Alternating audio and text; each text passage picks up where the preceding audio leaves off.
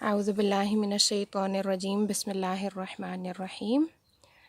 تو آج ہے جناب فرسٹ رمضان اور ہم اپنا پہلا لیسن شروع کرنے لگے ہیں۔ ایکسائٹیڈ ہو؟ تھوڑی تھوڑی نروس بھی ہو؟ وہ کیوں؟ پتہ نہیں۔ اچھا، ماما تو بہرحال بہت ایکسائٹیڈ ہے۔ ماما تو کتنے ڈیز سے ویٹ کری تھی کہ کب رمضان شروع ہوگا، پھر ماما اپنی بیٹی کے ساتھ یہ شروع کرے گی سیریز۔ تو آج انشاءاللہ ہم شروع کریں گے۔ اللہ نے جو ہمیں دیا ہے بہت ساری چیزیں، جیسے ماما نے مجھے ایک سٹوری سنائی تھی، ایک لڑکی ایک بڈھی اماں تھی، وہ ویل چیئر پہ تھی، ان کے پاس نہ منہ تھا نہ آنکھیں تھا، پھر بھی وہ ہمیشہ الحمدللہ کہتی رہتی تھی۔ تو بالکل ایگزیکٹلی آج ہمارا بھی جو مین ٹاپک ہے وہ الحمدللہ کے اوپر ہے۔ اوکے، تو آج ہم شروع کریں گے سورہ فاتحہ سے، جہاں سے اللہ تعالیٰ نے قرآن کو شروع کیا ہے۔ یعنی جو قرآن ہمارے پاس ہے نا ابھی، اس میں سب سے پہلے جو سورت آتی ہے وہ سورہ فاتحہ آتی ہے، ٹھیک ہے؟ تو اس میں آپ کو یاد ہے نا ہم نماز میں پڑھتے ہوتے ہیں، ہر رکعت میں ہم نے رکعت وہیں سے شروع کرنی ہوتی ہے۔ تو کہاں سے شروع ہوتی ہے؟ اعوذ باللہ من الشیطان الرجیم بسم اللہ الرحمن الرحیم الحمدللہ رب العالمین الرحمن الرحیم ہاں، مالک یوم الدین ایاک نعبد و ایاک نستعین اہدنا الصراط المستقیم صراط الذین انعمت علیہم غیر المغضوب علیہم ولا الضالین وللضالین آمین۔ تو اس میں شروع میں کیا ہے کہ اللہ تعالیٰ کی تعریف ہے۔ الحمد ہے، مطلب اللہ تعالیٰ کی تعریفیں جو تمام تعریفیں ہیں وہ سب اللہ تعالیٰ کے لیے ہیں، جو ہمارا رب ہے۔ رب کون ہوتا ہے؟ جو پیدا کرتا ہے۔ جیسے اللہ تعالیٰ نے ہمیں پیدا کیا، درختوں کو پیدا کیا، اس دنیا میں سب چیزوں کو اللہ تعالیٰ نے پیدا کیا، جانوروں کو۔ تو جیسے رب کا میں آپ کو بتا رہی تھی کہ جو بھی اس دنیا میں کریشن ہے اس سب کو اللہ تعالیٰ نے کریٹ کیا ہے، اس کو پیدا کرنے والے اللہ تعالیٰ ہیں۔ تو ہم اللہ تعالیٰ کا شکر ادا کرتے ہیں، کہتے ہیں ہم کہ تمام تعریفیں اس کے لیے ہیں اور تمام شکر اس کے لیے ہیں، ٹھیک ہے؟ کیونکہ ظاہر ہے جو پیدا کرنے والا ہے وہی اس چیز کا حقدار ہے کہ اس کو ہم تھینک یو کریں، ہم اس کو شکریہ ادا کریں، ہے نا؟ پھر اس کے بعد آتا ہے الرحمن الرحیم، یعنی اللہ تعالیٰ بہت زیادہ مہربان ہے اور بہت زیادہ رحم کرنے والا ہے۔ یعنی اللہ تعالیٰ اپنی تمام کریشن کے اوپر سب سے زیادہ رحم کرنے والا، سب سے زیادہ مرسی کرنے والا، سب سے زیادہ سافٹ ہے اللہ تعالیٰ ہمارے ساتھ، جو بھی ساری کریشن ہے۔ اور اس میں اللہ تعالیٰ نے یہ نہیں کہا کہ جو مجھے مانیں گے میں ان کے ساتھ رحم کا معاملہ کروں گا، یا میں ان کے ساتھ ہم دیکھتے ہیں دنیا میں بہت سارے ملک ہیں، بہت سارے ملکوں میں بہت لوگ رہتے ہیں نا، اور آپ دیکھیں کچھ اللہ تعالیٰ کو مانتے ہیں، کچھ اللہ تعالیٰ کو نہیں مانتے۔ تو اللہ تعالیٰ دنیا کی نعمتیں ان کو بھی دیتے ہیں جو اللہ تعالیٰ کو نہیں مانتے، ایسا ہے نا؟ تو اللہ تعالیٰ سب کو اپنی نعمتیں دیتے ہیں۔ اللہ تعالیٰ رحمان ہے اور رحیم ہے۔ مالک یوم الدین، یعنی قیامت کے دن کے مالک ہیں اللہ تعالیٰ۔ قیامت کے دن کا مالک یعنی اللہ تعالیٰ جو ہیں، قیامت کے دن جو بھی معاملات ہوں گے وہ سب اللہ تعالیٰ کی کسٹڈی میں ہوں گے، یعنی اللہ تعالیٰ کے فیصلے سے اور مرضی سے ہوں گے۔ جیسے اللہ تعالیٰ نے تمام انسانوں کو زندہ کرنا ہے، پھر ہر کریشن کو بلکہ زندہ کریں گے، پھر جو بھی حساب کتاب کا معاملہ ہوگا اس دن جو فیصلے ہوں گے وہ سب اللہ تعالیٰ کی مرضی سے ہوں گے، اللہ تعالیٰ اس کے مالک ہوں گے، اللہ تعالیٰ کے کنٹرول میں ہوں گے وہ سب چیزیں۔ ایاک نعبد و ایاک نستعین، اب یہ بڑی امپورٹنٹ بات ہے جو اللہ تعالیٰ نے یہاں پر ہمیں سکھائی ہے۔ یہ اصل میں ایک دعا ہے جو اللہ تعالیٰ نے ہمیں سکھائی ہے کہ عبادت بھی صرف اللہ تعالیٰ کی ہم کرتے ہیں اور دعا بھی صرف ہم اللہ تعالیٰ سے مانگتے ہیں۔ اس کا کیا مطلب ہے؟ اس کا مطلب یہ ہے کہ ہم کسی اور کی عبادت نہیں کر سکتے اور ہم کسی اور سے دعا نہیں مانگ سکتے۔ یہ دو چیزیں، یعنی اللہ تعالیٰ کی عبادت اور دعا، صرف ہمیں اللہ تعالیٰ سے ہی مانگنی ہوتی ہے. تو عبادت اور دعا یہ دو چیزیں ہیں جو ہم اللہ تعالیٰ کے علاوہ اور کسی سے نہیں کر سکتے. صرف ہمیں اللہ تعالیٰ کی ہی عبادت کرنی ہے اور اللہ تعالیٰ ہی سے دعا مانگنی ہے، مدد مانگنی ہے. ٹھیک ہے. اس کے بعد آتا ہے اہدنا الصراط المستقیم صراط الذین انعمت علیہم غیر المغضوب علیہم ولا الضالین. کہ اب ہمیں اللہ تعالیٰ نے دعا میں اس سورہ فاتحہ میں جو چیز سکھائی ہے وہ یہ کہ ہم دعا مانگیں اس چیز کی کہ اللہ تعالیٰ ہمیں سیدھا راستہ سکھا دے، سیدھا راستہ دکھا دے، اس کے اوپر چلنے کی توفیق عطا فرما دے. اب سیدھا راستہ کون سا ہے؟ اللہ تعالیٰ کا راستہ. ہاں، اللہ تعالیٰ کا راستہ. لیکن اللہ تعالیٰ ہمیں نظر تو آتے نہیں ہیں، تو پھر ہم کس راستے پہ جائیں گے تو ہم اللہ تعالیٰ کو اچیو کر سکتے ہیں؟ جیسے نماز پڑھنا، ہاں قرآن پڑھنا. ایگزیکٹلی. لیکن اللہ تعالیٰ نے ہمیں ایک اور کلو دے دیا ہے، ان لوگوں کا راستہ جن کے اوپر تو نے انعام کیا، جیسے انبیاء کا راستہ ہے. ہمیں کس نے بتایا قرآن ہے؟ ہمیں کس نے بتایا نمازیں پڑھنی ہے؟ ہمیں کس نے بتایا؟ اللہ تعالیٰ نے بتایا. لیکن اللہ تعالیٰ نے ایک انسان کو چوز کیا جس کو ساری ریولیوشن بتائی، اور ان نے پھر ہمیں بتایا، نبی صلی اللہ علیہ وسلم. یس. تو اس کا مطلب ہے کہ ہمیں ان لوگوں کا راستہ اپنانا ہے جو اللہ تعالیٰ کے چوزن پرسن ہے، جو اللہ تعالیٰ کے انعام یافتہ لوگ ہیں. ٹھیک ہے نا. جیسے نبی ہیں، جیسے نبی صلی اللہ علیہ وسلم کے صحابہ تھے. تو ہم ان لوگوں کے راستے کے اوپر چلیں گے جو اللہ تعالیٰ کے انعام یافتہ لوگ ہیں، تو وہ سیدھا راستہ ہمیں مل جائے گا. اور پھر اللہ تعالیٰ نے قرآن مجید میں بہت سارے ایسے لوگوں کا ذکر کیا جن کو اللہ تعالیٰ نے پسند نہیں کیا. کیوں؟ کیونکہ ان کے اعمال. ایگزیکٹلی. جیسے فرعون مانتا تھا کہ میں ہوں اللہ ہوں. کہتا تھا نا اپنی قوم کو کہ مجھے اللہ مانو، رب مان. اللہ مانو. ٹھیک ہے. تو اب آپ دیکھیں کہ ایسے لوگوں کے راستے سے ہمیں بچنا ہے. اب آپ دیکھ لیں قرآن مجید میں ہمیں بہت ساری واقعات ملتے ہیں، قصے ملتے ہیں، حضرت ابراہیم کا، حضرت موسیٰ کا، حضرت عیسیٰ کا، نبی صلی اللہ علیہ وسلم کی بھی باتیں آتی ہیں بیچ میں. ٹھیک ہے نا. تو اب یہ ہے کہ ہمیں اللہ تعالیٰ نے بتا دیا کہ یہ میرے چوزن پرسن ہیں جن کو آپ فالو کر کے مجھ تک پہنچ سکتے ہو، اور یہ وہ لوگ ہیں جنہوں نے میری نافرمانی کی، تو ان کے راستے پہ نہیں چلنا. اب آپ کو سمجھ آئی؟ جیسے سگریٹ پینا، شراب پینا. ہاں، یہ سب چیزیں اللہ تعالیٰ کو پسند نہیں ہیں.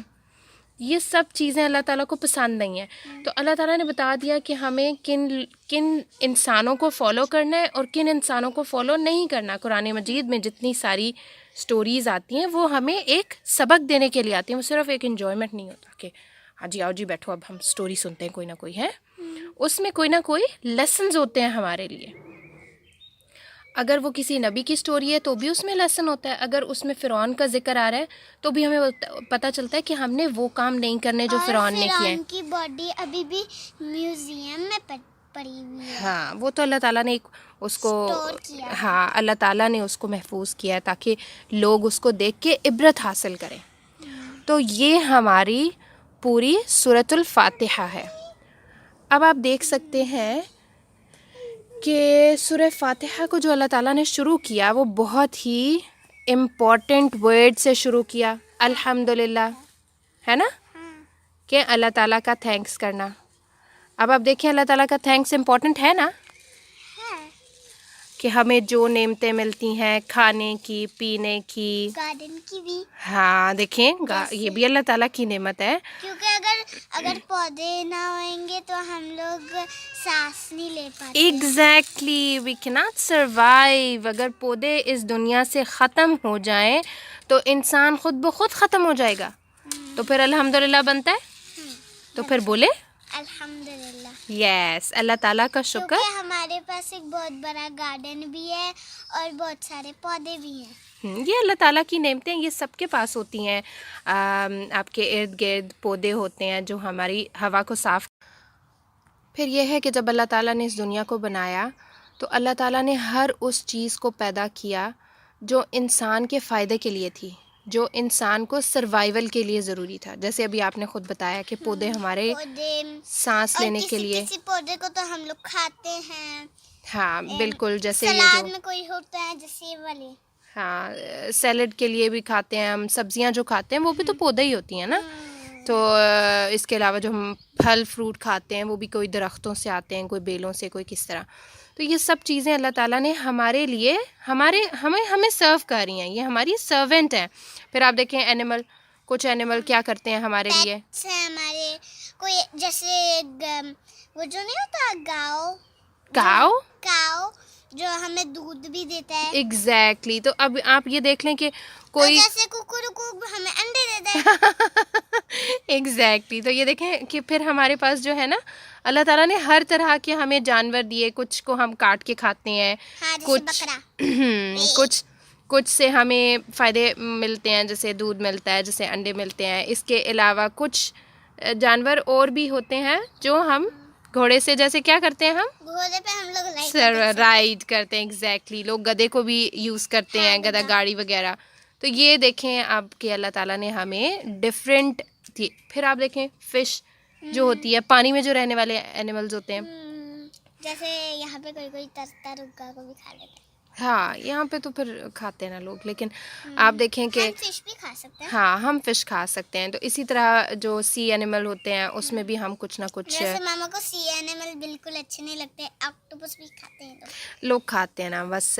تو یہ سب چیزیں ہمارے لیے اللہ تعالیٰ نے رکھی ہیں. پانی انسان کے لیے کتنا ضروری ہے. پانی بہت ہوتا ہے. اگر آپ 2-3 دنوں سے پانی نہ پیو تو بالکل ہی آپ سروائیو نہیں کر پاؤ. پانی بہت ہی امپورٹنٹ ہوتا ہے سروائیو کرنے کے لیے. اور جیسے ہوتے ہیں قیمہ اور ساری چیزیں کھانے کے لیے, یہ ساری چیز ہماری سرونٹ ہے.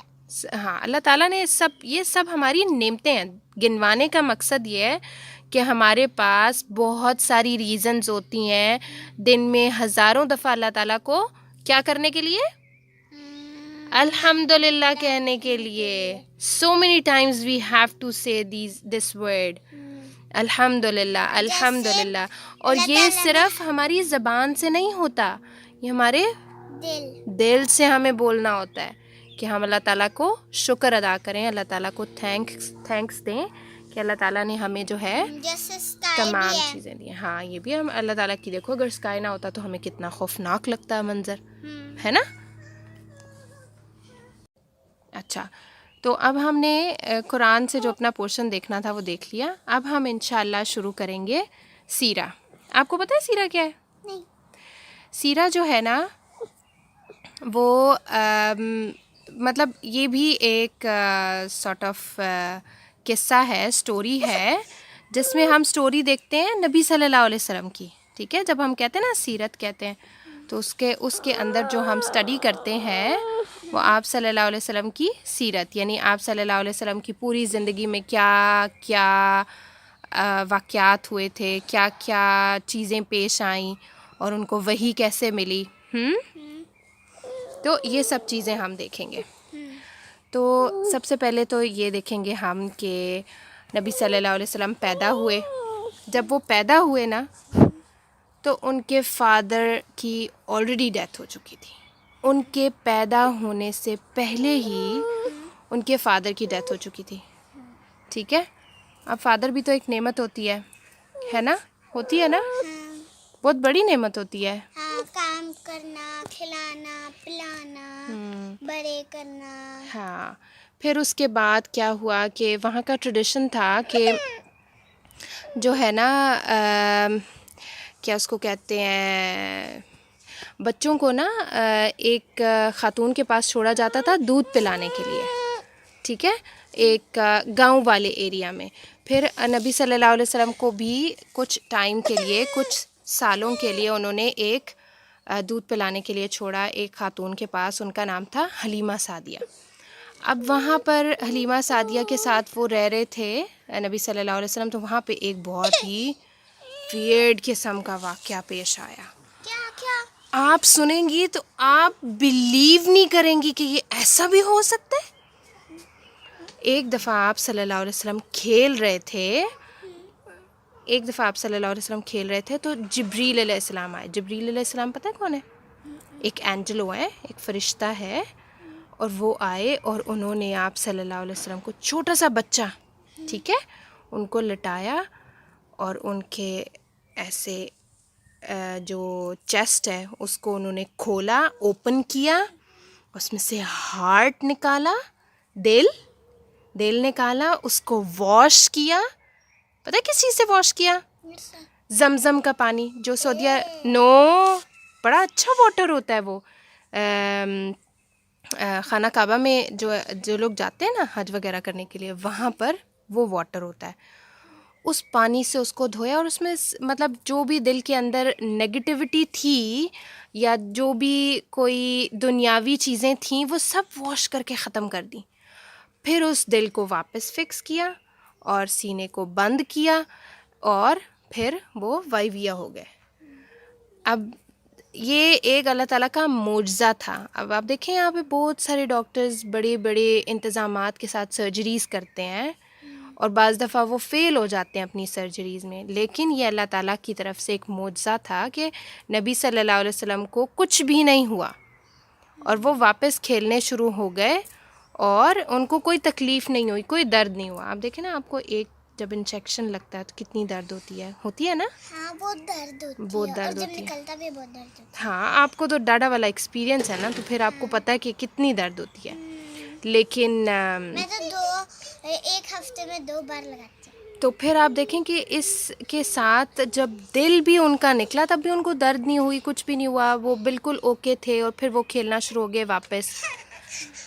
اب اس واقعے کے بعد کیا ہوا کہ نبی صلی اللہ علیہ وسلم واپس اپنی مدر کے پاس آئے, کیونکہ وہ مدر کے پاس نہیں تھے نا, وہ کسی خاتون کے پاس سے جو ان کو دودھ پلاتی تھی, وہ دے آنا ماما کے. پھر اس کے بعد انہوں نے کیا کیا کہ وہ اپنی مدر کے پاس آئے. جب وہ مدر کے پاس آئے تو کچھ ٹائم بعد ان کی مدر کی ڈیتھ ہو گئی. اب آپ دیکھیں نا, کرائسس آ رہے ہیں نا لائف میں. فادر کو دیکھا ہی نہیں, مدر جو ہیں وہ ہو گئیں, ڈیتھ ہو گئی ان کی. پھر اس کے بعد ان کے چچا تھے, پھر ان کے اچھا, تو نبی صلی اللہ علیہ وسلم کا کیا ہوا کہ ان کے فادر کی ڈیتھ ہو گئی ان کے پیدا ہونے سے پہلے. مدر کے ساتھ وہ تھوڑا سا ٹائم رہے, مدر کی ڈیتھ ہو گئی. پھر اس کے بعد وہ چچا کے پاس اپنے دادا کے پاس آ گئے. دادا بھی ان سے, مطلب دادا ابھی بھی تھے؟ ہاں, دادا الائیو تھے, فادر کی بہت پہلے ڈیتھ ہو گئی تھی. تو دادا جو ہیں, دادا وہ بہت پیار کرتے تھے نبی صلی اللہ علیہ وسلم سے.